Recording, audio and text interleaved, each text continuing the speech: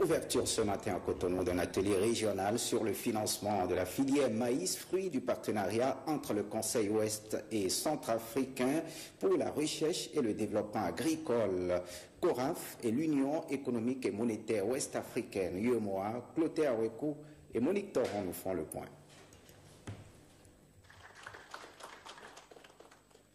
Quels sont les systèmes de financement existants dans la filière maïs? Quelles sont les difficultés observées dans son financement? Et quels sont les modèles de financement les plus adaptés pour chaque maillon de la filière? Autant de préoccupations au premier loge de cet atelier régional de restitution d'une étude sur le financement de la filière maïs dans la zone UEMOA.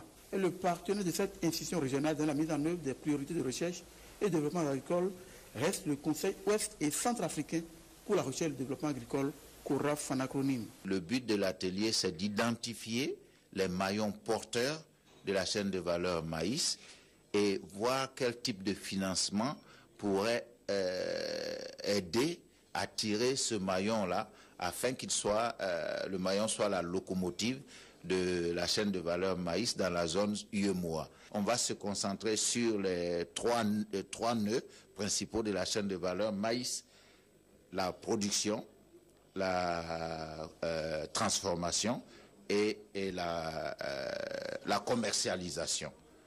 Et on va identifier, avec les aides de tous les participants, identifier des financements, des modèles de financement importants et surtout pertinents pour ces maillons-là.